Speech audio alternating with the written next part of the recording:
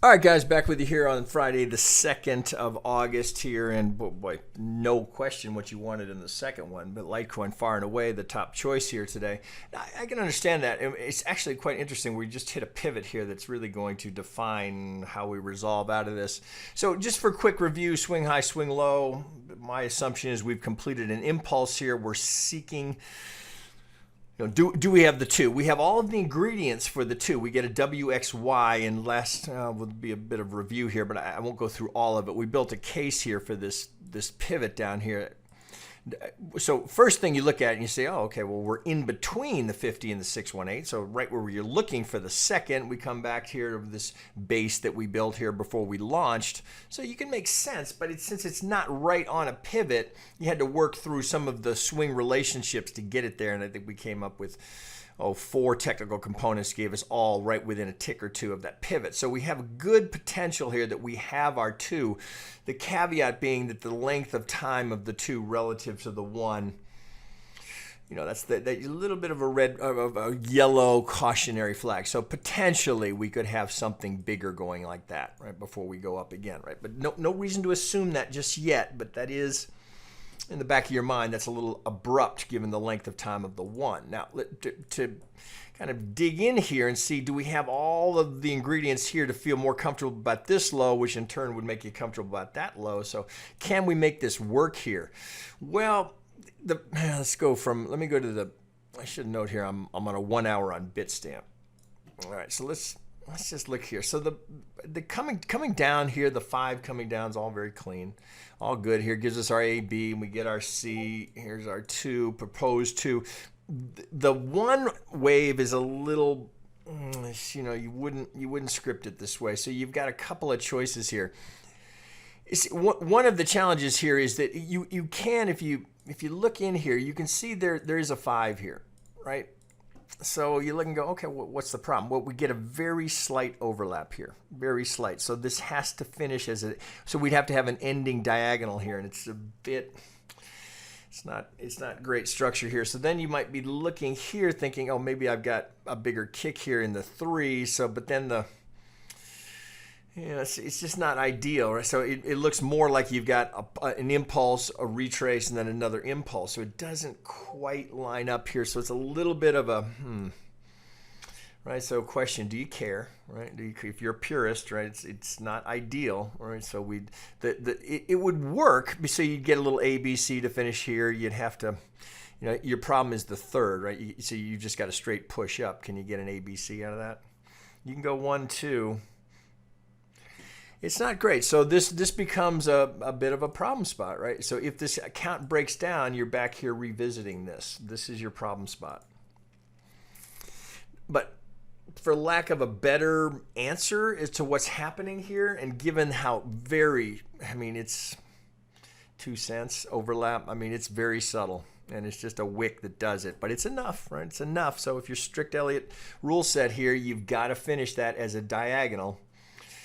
I looked at a couple of different scenarios. Could we put the 3 here? And it just is not, it's not ideal. So again, you got a problem spot over here. So that's the first place you're going to come back to if this count breaks down. But so if we just allow for it, saying, okay, for lack of a better solution, I can get the ABC to finish, and I get a nice 5 to finish the C wave here down to the proposed 2. So from the pivot low here to the high. Now, we get this one wick that breaks, so we get this first little slight, if I'm right on it, we do get the slight break here. That's a bit of a tell, right? Then we come up, then we get the full break. Now, it doesn't kill the count, so we get a 2 coming here. Oh, that's revisiting the 50 from below, but we get to the 786. So it doesn't invalidate the Elliott count. We're still, cautious about the 1, but the ABC is very clear. Now, so if this is 2, well, I'm looking for an impulse here. But given the size of the 1, 2, the proposed 3, 4, that's not likely to be the 3. So your best case here is that this is the 1 of the 3rd relative to this degree, because we're not going to go 1, 2, 3. Right, so consider that for a second. So what does that mean? Well, it means I could have a diagonal here, but this doesn't really look like that's what's happening. And what's most interesting here is that we've just come down here. So if this is the 1, 2, well, I guess we could do it here. So if we're going to go 1, 2, and that's my 3, well, I can get an impulse there. You can see the 1, 2, 3, 4, 5. So I've got a potential impulse going in. Now look what happens here. We come down here and we tag this to the tick, and it holds it, right? So the other thing here, so you just looking to measure what we do here. So there's the 50, but if we use the second, right, what have we done here? Right to the golden zone. Interesting, huh? So is it the structure, the 1 pivot high, the prior resistance, the golden zone? Either way, I don't want to see that break.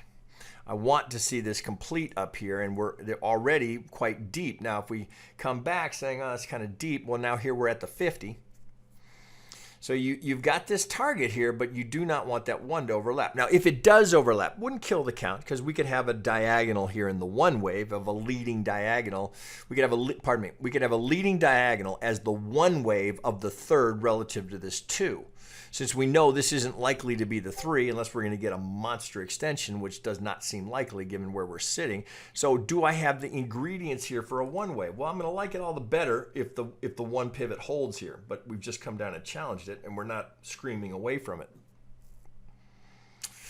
So that said, this is what I'm not dying to buy it, but if I were looking to be a buyer here, I wanted to get long. I don't think that's unreasonable because the stop here is so tight.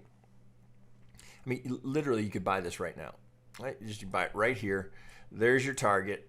You could use the pivot as a stop. You might give it a couple of ticks so you don't get just wicked and pumped out, but I wouldn't give it too much more, right? You're counting on, let me rephrase. The count requires that this pivot hold. If it doesn't, something else is going on. We got to revisit this as a potential diagonal. The 1, 2 is already a little shaky, so I wouldn't give this a lot of room. There's just no need to. If it breaks, let it come down here. It's going to do what it's going to do, and then reevaluate. Because ultimately, the fact you don't need to catch the pivot here. You don't need to catch the 4 to the 5 because right off the bat, right? So all you're going to get is, so you're talking about a trade here from 94.20 to 107. Well, shit, nothing wrong with that. Nothing wrong. It looks like we're getting a little traction here. But really, what you're after is this. So be realistic about how much potential is there, right? So I wouldn't be assuming, oh, okay, we got the pivot, now we're just off to the races here. Be realistic about a target here, because at some point, if this is going to complete and we're going to work through an Elliott count, and this is going to get up here, we'll just use that target. You're anticipating the retrace. Right? You're actually waiting for the retrace. So you don't want to drive. So if you were buying it here, you wouldn't want to ride it all the way back down here. What was the point of taking it? You might as well just wait here and let that reset if we're going to get the retrace on the idea that that's going to help you into the 1, 2. And of course, if we do get that to complete, then we potentially set up that. Right now, you have a set of median lines to work with. Get that off of here.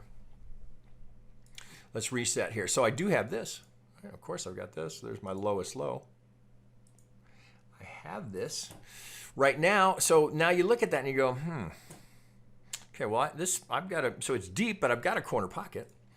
Right, so I'm looking for this to get to the median line. How am I going to get there? If this is going to go 4, 5, that's not going to get me there. Now you could say, all right, well, maybe we've got to go to a modifier. Maybe that's just the problem, and we're just going to go to the shift. Doesn't really work there, right? So even going to a modified shift, just a channel, again, it doesn't quite fit.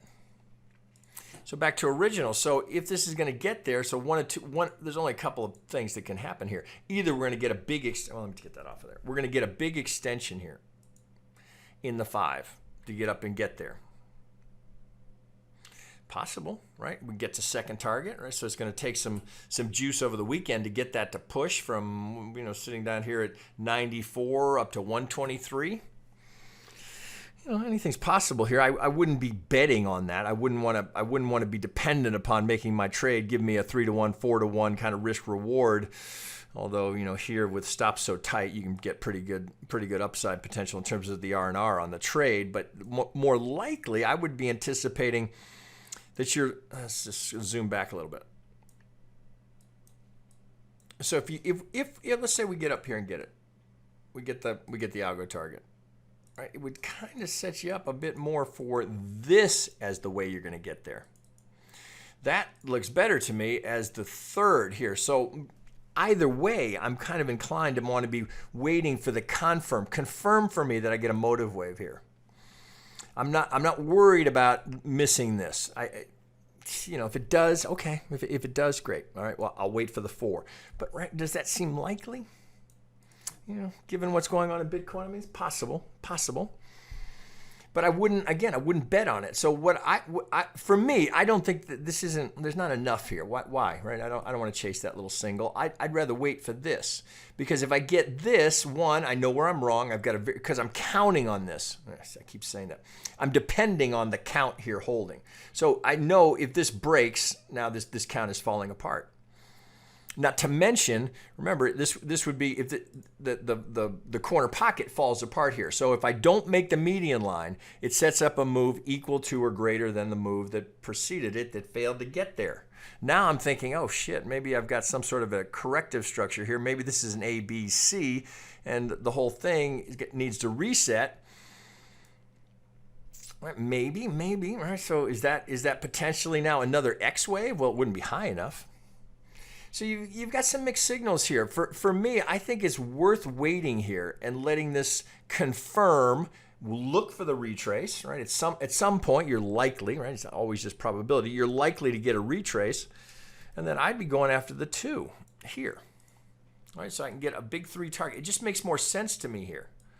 I like this going after that, right? Now I'm consistent with the median lines the market has teed up for me.